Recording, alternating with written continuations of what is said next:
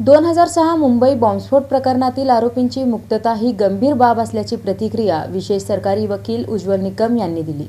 2006 साली झालेल्या मुंबईतील भयावह साखळी बॉम्बस्फोट प्रकरणात आरोपींची मुंबई उच्च न्यायालयातून झालेली मुक्तता गंभीर असल्याची प्रतिक्रिया विशेष सरकारी वकील उज्ज्वल निकम यांनी दिली आहे। निकम म्हणाले, ज्या पुराव्यांच्या आधारे मुंबई सत्र न्यायालयाने शिक्षा ठोठावली तेच पुरावे जर उच्च न्यायालयात टिकत नसतील तर चूक कोणाची? कायद्याचे विश्लेषण करताना चूक झाले की तपास यंत्रणांनी चुकीचे पुरावे गोळा केले याचे पोस्टमार्टम यथाअवकाश होईल, पण आज आरोपींची मुक्तता होणे हे गंभीर आहे। 2006 चा साखळी बॉम्बस्फोट भीषण दहशतवादी हल्ला होता। या स्फोटात RDXचा वापर करण्यात आला होता। अगदी 1993 च्या बॉम्बस्फोटांप्रमाणे आरोपींनी सत्र न्यायालयात दिलेल्या कबुली जबाबावर आधारित शिक्षा ठोठावण्यात आली होती। मात्र उच्च न्यायालयाने हे जबाब आणि अन्य पुरावे अस्वीकार्य ठरवले। या पुराव्यांवर विश्वास ठेवता येणार नाही असे स्पष्ट मत न्यायालयाने नोंदवले। अनेक निरपराध लोकांचा मृत्यू या स्फोटात झाला होता। निकम यांनी ठामपणे सांगितले,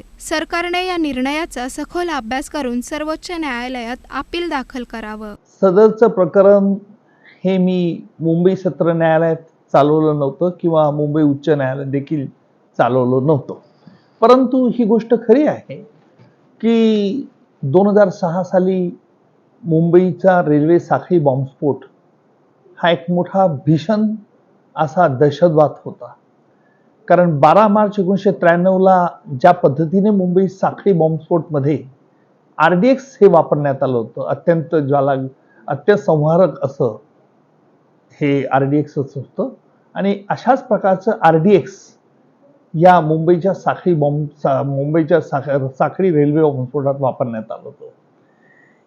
सकृतदर्शनी असं दिसतंय की या संपूर्ण खटल्यात म्हणजे मुंबई सत्र न्यायालयात पोलीस अधिकाऱ्यांपुढे जे आरोपींनी कबुली जबाब दिले होते, ह्या कबुली जबाबाच्या आधारावरती मुंबईच्या सत्र न्यायालयाने त्यांना शिक्षा ठोठावली होती।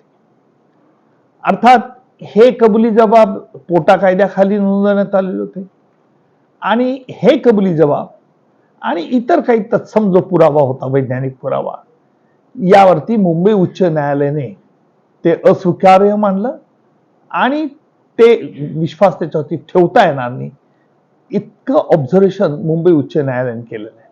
अर्थात मुंबई उच्च न्यायालयाचा पूर्ण निकालपत्राचा अभ्यास करावा लागेल, पण एक गोष्ट मात्र खरी आहे की सरकारला देखील सर्वोच्च न्यायालयात त्वरित अपील करून या निकालाच्या विरुद्ध स्टे मागावा लागेल। आरोपींची अशा प्रकारे मुक्तता होणं हा गंभीर प्रश्न आहे। शासनाने या निर्णयाचे बारकाईने अवलोकन करून तात्काळ सर्वोच्च न्यायालयात दाद मागितली पाहिजे। सरकार अपील दाखल करेल याबद्दल मला पूर्ण खात्री आहे।